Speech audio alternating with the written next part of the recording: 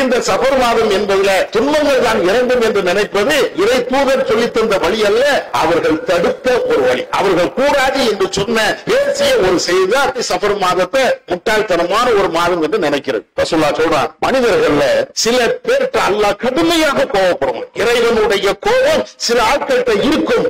அபுகலுல் நாசி, மக்களிலேயே இறைவன் மிக கடுமையாக கோபப்படுவது 3 பேருக்கு. அதுல ஒரு ஆள் யார் தெரியுமா?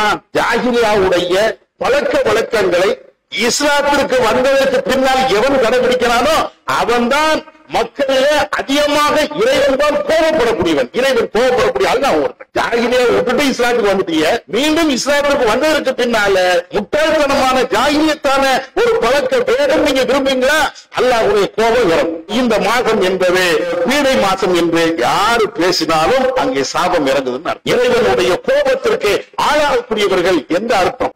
அஸ்ஸலாமு அலைக்கும் வரஹ்மத்துல்லாஹி வபரகாத்துஹு. கணேம் நிறைந்த எல்லாம் வல்ல ஏக இறைவனின் நல்லடியார்களே, வல்லல்லாஹ் நம் அனைவர்களுக்கும் ஏகத்துவம் என்ற பாக்கியத்தை வழங்கியிருக்கிறார். இஸ்லாம் எதையெல்லாம் முட்டாள்தனமான செயல்பாடுகள் என்று நமக்கு சொல்லி தந்திருக்கிறதோ அது போன்ற காரியங்களில் இருந்தெல்லாம் நாம் நம்மால் இயன்ற அளவிற்கு விளங்கி அதுல இருந்து நீங்கி வாழ்ந்து வருகிறோம். இந்த சந்தர்ப்பத்திலே இஸ்லாமிய சமூகத்திலே நிலவி வரக்கூடிய பல்வேறு மூட பழக்க வழக்கங்களிலே முக்கியமாக திகழக்கூடிய ஒரு மூட பழக்க வழக்கங்களை பற்றி நாம் அறிந்து கொள்வோம். இன்னும் ஒரு சில தினங்களிலே சஃபர் என்ற இந்த மாதம் நம்மிடத்திலே வர இருக்கிறது. சஃபர் என்ற இந்த மாதம் என்றாலேயே இஸ்லாமிய சமூகத்திலே குறிப்பாக தமிழகத்திலே அதற்கு என்று ஒரு பெயரையே வைத்திருக்கிறார்கள். சஃபர் மாதம் என்பது பீடை பிடித்த மாதம். சஃபர் மாதம் என்பது நல்ல காரியங்களை செய்வதற்கு ஏற்ற ஒரு மாதம் அல்ல. எனவே இந்த சஃபர் மாதத்திலே சுப காரியங்களை, குடும்ப நல்ல நிகழ்ச்சிகளை நாம் நடத்தக்கூடாது. இவைகள் அனைத்தும் துக்கங்கள் அனுஷ்டிக்க வேண்டிய அல்லது பீடைகளை கழித்து போட வேண்டிய கழிக்கப்பட்ட மாதங்களில் ஒன்று என்ற அளவிற்கு சிந்தனைகள் இருப்பதை யாரும் மறுக்க இயலாது. இதோடு இந்த சிந்தனை நின்றுவிடவில்லை. இந்த மாதத்திலே கடைசி புதனாக வரக்கூடிய ஒரு புதன் இருக்கிறது. அதற்கு பேர் ஒடுக்கத்து புதன் என்று மக்களால் பரவலாக பேசப்படுகிறது. அந்த புதன்கிழமை அன்றுதான் இந்த மாதத்தில் வந்து இறங்கிய அனைத்து பீடைகளையும் அனைத்து துன்பங்களையும் எங்கேயாவது ஒரு நாள் ஏதாவது ஒரு இடத்தில் கொண்டு சென்று அந்த புதன்கிழமையே கழித்து விட வேண்டும் என்ற நம்பிக்கையும் இருக்கிறது. கடற்கரை ஓரங்களிலே இருக்கக்கூடிய ஊர்களிலே சஃபர் மாதத்தினுடைய கடைசி புதன்கிழமை அன்று கடற்கரைக்கு சென்று தன்னுடைய காலை முக்கிவிட்டு வருவது, நீர்நிலைகளுக்கு சென்று தன்னை சுத்தப்படுத்திக் கொண்டு வருவது, நீர்நிலைகளும் இல்லை கடலும் இல்லை என்றால் ஏதாவது ஒரு காட்டுப்பாதைக்கு தோப்பு பாதைக்கு சென்று தங்களுடைய பீடைகளை கழித்துவிட்டு வருவது, இப்படியெல்லாம் கடந்த காலத்தில் மிகுதியாக இருந்தாலும் இப்பொழுதும் ஆங்காங்கே சில பகுதிகளிலே காணப்படுவதை யாரும் மறுக்க இயலாது. இதையெல்லாம் நம்முடைய சமூகத்திலே கூடுதலாக நடைபெறக்கூடிய சில விஷயங்கள். பொதுவாக இந்த மாதத்தை பற்றி நபி அவர்கள் ஏதாவது சொல்லி இருக்கிறார்களா? இந்த சஃபர் என்பது பீடை மாதம், நல்ல காரியங்களை செய்யக்கூடாது என்றெல்லாம் இவர்கள் எண்ணுகிறார்களே, இந்த எண்ணத்துக்கு ஏற்றவாறு நபி அவர்கள் ஏதாவது சொல்லி இருக்கிறார்களா என்றால் நேர் மாற்றமாக நபி அவர்கள் பேசுகிறார்கள். சஹீஹ் புகாரியில் இடம்பெறுகின்ற ஒரு செய்தி, லா அதுவா வலா துயரத்த வலா சஃபர. நபி அவர்கள் சொல்வார்கள், பறவை சகுனம் என்பது கிடையாது, தொற்று வியாதி என்பதும் கிடையாது, சஃபர் மாதம் பீடை என்பதும் கிடையாது. நபி அவர்கள் இவ்வளவு தெளிவாக சொல்வாங்க. சஃபர் என்ற பீடை மாதம் என்று மக்கள் நினைக்கிறாங்களே, நபியுடைய காலகட்டத்தில் இந்த சஃபர் மாதத்தில் வேறு ஒரு நிலைப்பாடுகளை எல்லாம் எடுத்திருந்தார்கள். அதே நபி அவர்கள் கண்டிக்கிறார்கள். சஃபர் மாதத்தை இவர்கள் பீடை என்று கணிக்கிறார்களோ அது கிடையாது, தொற்று வியாதி கிடையாது, சகுனம் பார்ப்பது கிடையாது.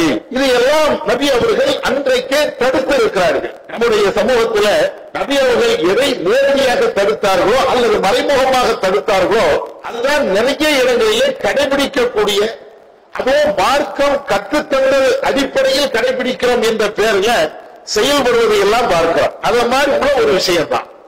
நபி அவர்கள் நல்ல நாள் கெட்ட நாள் இப்படி பார்ப்பதை நபி அவர்கள் வன்மையாக கண்டிக்கிறார். பல்வேறு இடங்களில் இதற்குண்டான விளக்கங்களையும் சொல்லி காட்டுகிறார்கள். நபிகள் நாயகம் ஸல்லல்லாஹு அலைஹி வஸல்லம் அவங்க சொல்லுவாங்க, அல்லாஹ் சொன்னதாக யா தசுப்பு தஹர வான மினத் தஹர், காலங்களை நீங்கள் ஏசாதீர்கள். ஏனென்றால் காலம் என்பது நான் தான். ஒரு காலத்தை நீங்கள் திட்டுகிறீர்கள் என்றால் இறைவனாகிய அல்லாஹ்வை திட்டுவதற்கு சமம். ஏன்?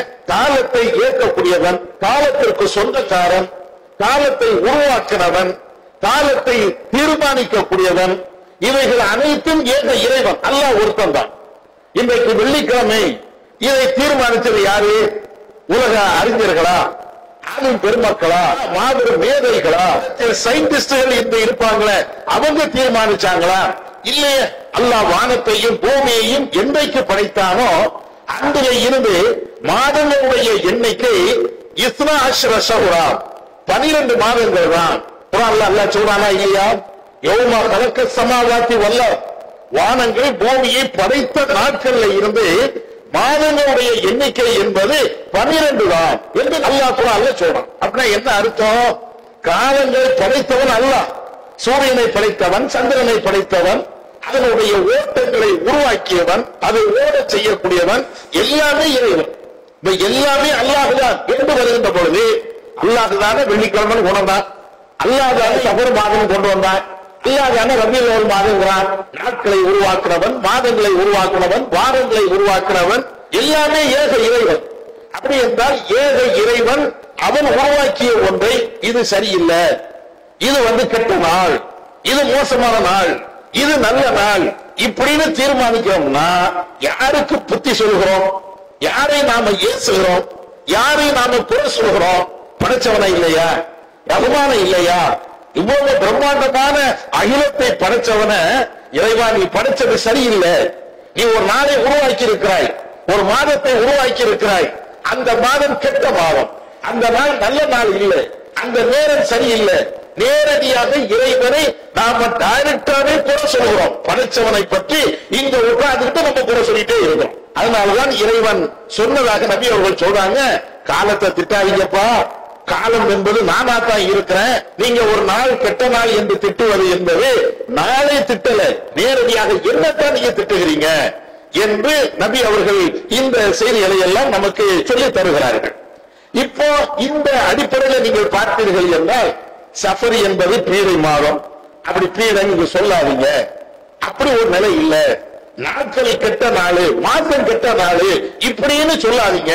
இது எல்லாம் இஸ்லாம் நம்ம பிறக்கிறதுக்கெல்லாம் முன்னால நபியுடைய காலகட்டத்திலேயே இவ்வளவு தெளிவாக சொல்லிட்டு போயிட்டாங்க. சொன்னது மாத்திரம் இல்லை, நபிகள் நாயகம் ஸல்லல்லாஹு அலைஹி வஸல்லம் அவர்கள் முட்டாள்தனமான, ஜாகிலியத்தான, அறிவிலித்தனமான செயல்பாடுகள் என்னென்ன இருக்கிறதோ அனைத்தையும் ஒதுக்குவாங்க ரசூலுல்லாஹ். ஒன்னு ரெண்டு இல்லை, காலத்தை திட்டுவதே அது பயங்கரமான பாவம், அதே நேரத்தில் முட்டாள்தனமான ஒரு செயல். இந்த மாதம் பீடை பிடித்த மாதம் என்று சொல்வது இறைவனை திட்டுவது அது ஒரு வகை இருந்தாலும் எவ்வளவு முட்டாள்தனமான ஒரு செயல். இது எல்லாம் மார்க்கத்தில் இல்லை என்பதை இஸ்லாம் பல்வேறு கோணங்கள்ல பல்வேறு விதங்கள்ல நமக்கு தெளிவுபடுத்துகிறது. எப்படி எல்லாம் தெளிவுபடுத்துகிறது?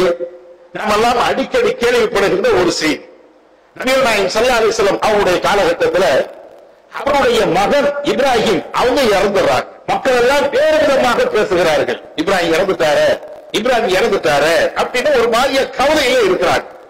கவலையில இருக்கக்கூடிய அந்த நேரத்தில் திடீர்னு சூரிய கிரகணம் ஏற்படுகிறது. அந்த பகுதி ஃபுல்லா இருட்டாகுது. எல்லாம் பாக்குறாங்க.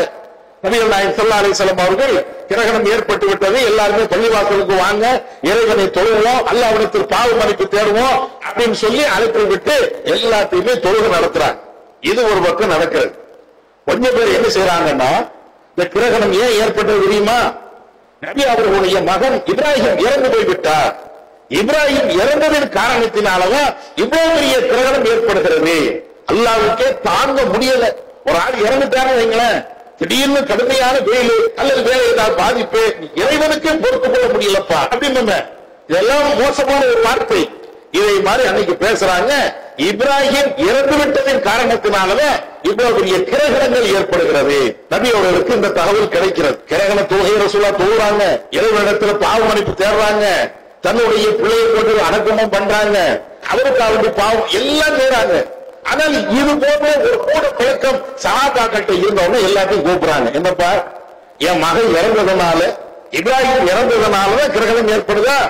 இல்ல, இன்ன ஷம்ஸ வல் கமர ஆயத்தானி மின் ஆயாத்தில்லா. சூரிய கிரகணம், சந்திர கிரகணம், எல்லா கிரகணம் எது ஏற்பட்டாலும் சரி, அல்லது இந்த சூரியனுடைய ஓட்டங்கள், சுழற்சிகள் அனைத்துமே இறைவன் இருக்கிறான் என்பதற்கு ஒரு சான்று. ரசூலுல்லாஹ் எந்த நேரத்தில் எவ்வளவு அறிவுபூர்வமாக பேசுறாங்க பாருங்க. கிரகணம் ஏற்படுகிறது என்றால் சும்மா ஏற்படாது. சூரியனுடைய சந்திரனுடைய ஓட்டத்தினால் தான் அந்த கிரகணம் ஏற்படுகிறது. அப்ப ரசூலுல்லாஹ் அன்னைக்கே விளக்குறாங்க. ஒரு ஆளுடைய மௌத்துக்காக, மரணத்திற்காக, ஒரு ஆளுடைய வாழ்வுக்காக வேண்டி இதெல்லாம் ஏற்படுவது இல்லை. அதை ரசூலுல்லாஹ் தெளிவா சொல்றாங்க. என் மகன் இறந்தான் என்பதற்காக இந்த கிரகணம் ஏற்படல. என் மகன் இறந்தால் என்பதற்காக வேண்டி சூரியன் சந்திரனுடைய ஓட்டம் நிற்கவும் இல்லை அல்லது செயல்படவும் இல்லை. இதெல்லாம் இறைவன் இருக்கிறான் என்பதற்குண்டான சான்று. அப்பதான் ரசூலுல்லாஹ் சொல்லுவாங்க, இது போன்ற கிரகணத்தை நீங்கள் பார்த்தால் தொழுவுங்க, தர்மம் கொடுங்க, பாவ மன்னிப்பு தேடுங்க, அல்லாஹ் ஒருத்தர் இருக்கிறான் என்பதை புரிந்து கொள்ளுங்கள் என்று நபி அவர்கள் இந்த கருத்துல உபதேசம் பண்ணுவார். என்ன சொல்கிறது? முட்டாள்தனமான பேச்சு, முட்டாள்தனமான கருத்து, ஜாஹிலியத்தினுடைய அந்த சிந்தனைகள் ஒரு மூமென்ட் இருக்கக்கூடாது. அதை ரசூலுல்லாஹ் இப்படி சஹாபாக்களுக்கு புரிய வைக்கிறார். இன்னொரு சந்தர்ப்பத்தில் பாருங்களேன், நபிகள் நாயகம் ஸல்லல்லாஹு அலைஹி வஸல்லம் அவர்கள் இஸ்லாத்துக்கு வரக்கூடிய பெண்கள் இடத்துல ஆண்கள்ட்டையும் உடன்படிக்கை எடுப்பாங்க, பெண்கள்ட்டையும் உடன்படிக்கை எடுப்பாங்க. அப்ப ரசூலுல்லாஹ் பெண்கள்கிட்ட குறிப்பாக கூடுதலான ஒரு தகவலை சொல்லி உடன்படிக்கை எடுக்கிறார். என்ன உடன்படிக்கை? அல்லாஹ் நமூஹ, நாங்கள் ஒருவர் இறந்து விட்டார் என்றால் ஒப்பாரி வைத்து அழக்கூடாது என்று நபி அவர்கள் எங்களிடத்தில் உடன்படிக்கை எடுத்தார்கள். உம்மாத்தியா என்கக்கூடிய பெண்மணி ஒரு நபி தோழி, அவங்க இப்படி அறிவிப்பாங்க. எல்லாரும் உடன்படிக்கை எடுக்கிறாங்க. அப்ப ரசூலுல்லாஹ் எங்கள்கிட்ட எடுத்த உடன்படிக்கை என்ன தெரியுமா? ஒருவர் இறந்து விட்டார் என்றால் ஒப்பாரி வைத்து அழக்கூடாது இப்படின்னு உடன்படிக்கை எடுத்தாங்க அப்படிங்கிறாங்க. இது மாதிரி எல்லா பெண்கள்கிட்டையும் இப்படி உடன்படிக்கை எடுக்கிறாங்க.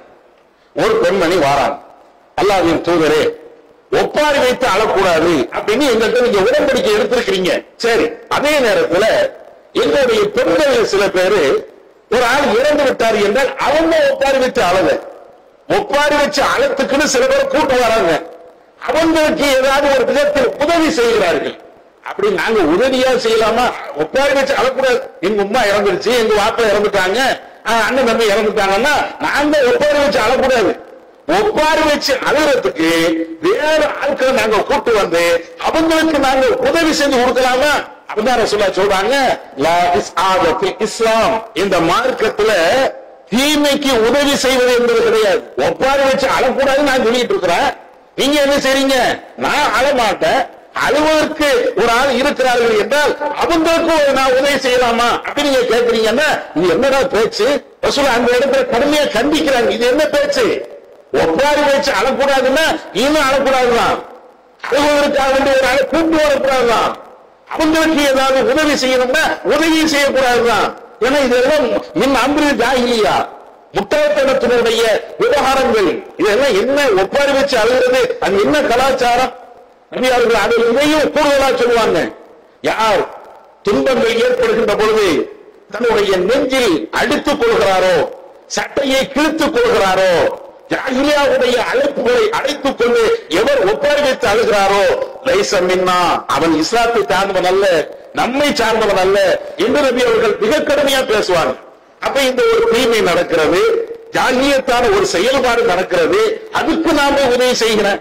ரசூலுல்லாஹ் அதை கடுமையா கண்டிச்சு இந்த உதவிகள் நீங்க செய்யக்கூடாது அப்படிங்கிறார். இதே மாதிரி முட்டாள்தனமான காரியங்கள் என்னென்ன இருக்கிறதோ அவை அனைத்தையும் அல்லாஹ்வுடைய தூதர் மிக கடுமையாக கண்டிக்கிறாங்க. நபியுடைய காலகட்டத்தில் போருக்கு போறாங்க. ரசூலுல்லாஹ் எல்லாத்தையும் போருக்கு அனுப்பி வைக்கிறாங்க. போக என்ன ஆகி போச்சுன்னா, ஒரு முஹாஜிர் வந்து இன்னொரு ஆளை அடிச்சு போட்டார்.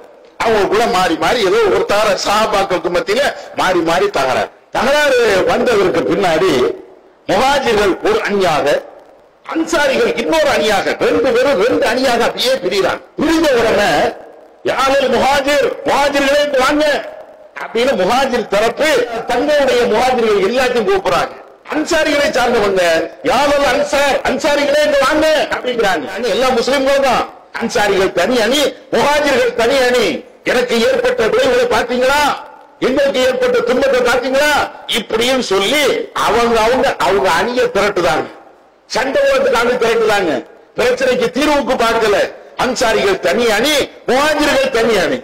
ரசூலுல்லாஹ்க்கு இந்த தகவல் வருது. உடனே 2 பேரையும் கூப்பிடுறாங்க. அன்சாரிகள் முஹாஜிர்கள் எல்லாத்தையும் கூப்பிடுறாங்க. கூப்பிட்டு அல்லாஹ்வுடைய தூதர் சொல்றாங்க, என்னப்பா இது? நீங்க அம்ரில் ஜாஹிலியாவுடைய பழக்க வழக்கங்களை நீங்க கொண்டு வரீங்களே, ஒரு விவகாரம் வந்துருச்சுன்னா உடனே நீங்க அன்சாரிகள் வாங்க, இந்த குடும்பம் வாங்க, இந்த கோத்திரம் வாங்க, இப்படின்னு கூப்பிடுவது, இப்படின்னு அழைப்பது, ஒரு குடும்பத்தை கூப்பிட்டு இன்றைக்கு எல்லா விதத்திலையும் இத மாதிரி தீமைக்கு உதவி செய்யுங்க என்று அழைப்பது முட்டாள்தனம் இல்லையா? இது என்ன நடந்ததுன்னு சொல்லுங்க, யாரு மேல தப்பி இருக்குதுன்னு சொல்லுங்க. அதுக்காக வேண்டி 2 ஜாதியா பிரிவதா? இந்த ஜாதி பிரிவு என்பது அல்லது ஒரு இனத்தின் அடிப்படையில் கூப்பிடுவது என்பது அது ஜாகிலியாவுடைய காலம் இல்லையா?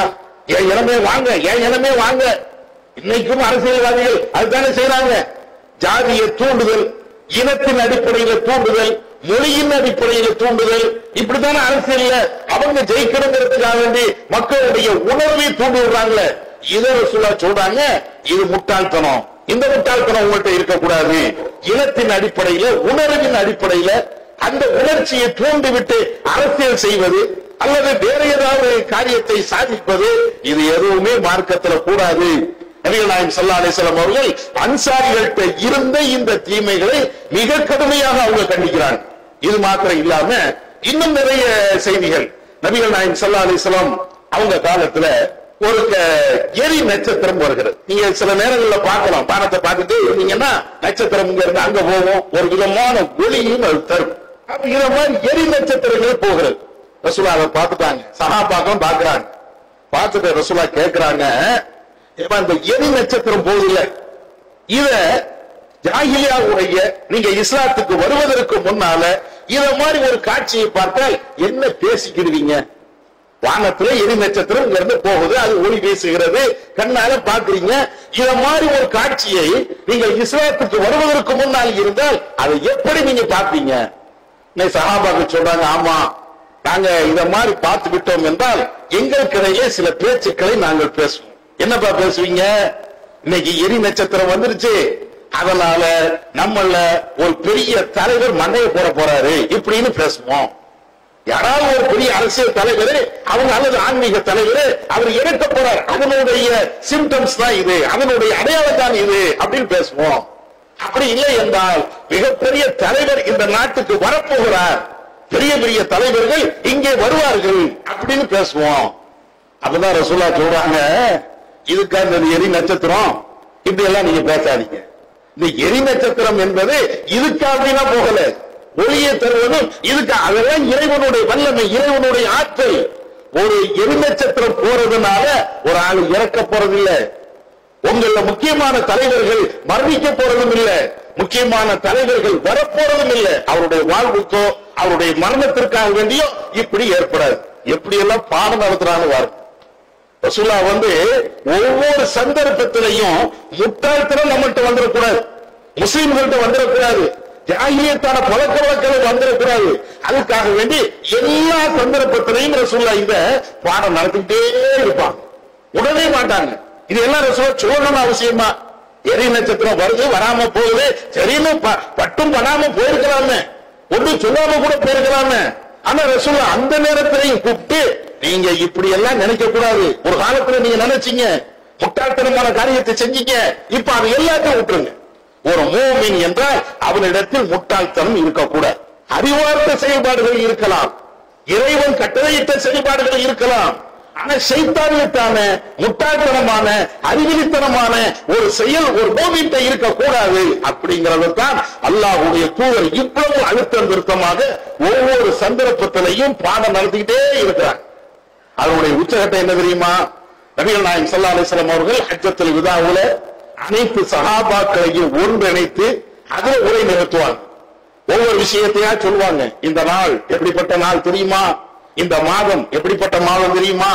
ஒரு மனிதன் அவனுடைய மானம் எவ்வளவு புனிதமானது தெரியுமா? இப்படின்னு ஒவ்வொன்றா சொல்லிக்கிட்டே வருவாங்க. சொல்லிட்டு ரசூலுல்லாஹ் கடைசியாக சொன்ன வார்த்தை தெரியுமா? தெரிந்து கொள்ளுங்கள், அலா குல்லு அம்ரின் மின் அம்ரில் ஜாஹிலியா தஹத கதமைய மௌனூன். தெரிந்து கொள்ளுங்கள், முட்டாள்தனமான செயல்பாடுகள் அனைத்தும் என்னுடைய காலுக்கடியில் போட்டு மிதித்து விட்டு ஒழித்து விட்டு அப்படிங்கிறாங்க ரசூலுல்லாஹ். எவ்வளவோ முட்டாள்தனமான செயல்பாடுகள் உங்கள்கிட்ட இருந்துச்சு, மார்க்கத்துக்கு புறமான காரியங்கள் இருந்துச்சு. நீங்களாக ஒவ்வொரு விஷயமா எடுத்து இது அப்படித்தான் இப்படித்தான் என்று முட்டாள்தன காரியத்தை செஞ்சீங்க, எல்லாத்தையும் ஒழிச்சிட்டப்பா. இப்ப எந்த முட்டாள்தனமும் கிடையாது. ரசூலுல்லாஹ் சொல்றாங்க, ஹஜ்ஜத்துல் விதாவுல அல்லாஹ்வுடைய தூதர் அவங்க பேசிய இந்த செய்தி சஹீஹ் முஸ்லிம்ல இருக்குது. ஒரு மூமினிடத்தில் இருக்கக்கூடாத ஒரு செயல் இந்த முட்டாள்தனம், எல்லாத்தையும் நான் ஒழிச்சிட்டேன் இப்படின்னு பேசுறதுக்கு பின்னால்தான் இன்னைக்கு முஸ்லிம்கள்ட்ட என்னென்ன முட்டாள்தனம் இருக்குதோ எல்லாத்தையும் சேர்த்து பாம்பு வந்தா பாத்தியா ஓராங்க இருக்கா, பள்ளி வந்தா அதுக்கு ஒரு பாத்தியா, தேள் வந்தா அதுக்கு ஒரு பாத்தியா, வேற ஏதாவது பிரச்சனை வந்தா அதுக்கு, இதெல்லாம் எங்க இருக்குது? முட்டாள்தனமான செய்தி இல்லையா? ரசூலுல்லாஹ் ஒழித்தார்கள் என்று சொன்னாங்களே, அந்த செயல்பாடுகள் இது இல்லையா? அதே மாதிரிதான் இந்த சஃபர் மாதம். இந்த சஃபர் மாதமும் பீடை மாதம் என்று நினைப்பது, இந்த சஃபர் மாதம் என்பதுல துன்பங்கள் தான் இறங்கும் என்று நினைப்பது, இது இறைவன் இறை தூதர் சொல்லித் தந்த வழி அல்ல. இன்னும் சொல்ல போனால் அவர்கள் தடுத்த ஒரு வழி, அவர்கள் கூடாது என்று சொன்ன பேசிய ஒரு செய்தார். இது மாதிரி சஃபர் மாதத்தை முட்டாள்தனமான ஒரு மாதம் என்று நினைக்கிறது. ரசூலுல்லாஹ் கடைசியாக ஒன்னு சொல்றான், மனிதர்கள்ல சில பேர்கிட்ட அல்லாஹ் கடுமையாக கோபப்படுவான். இறைவனுடைய கோபம் சில ஆட்கள்கிட்ட இருக்கும்.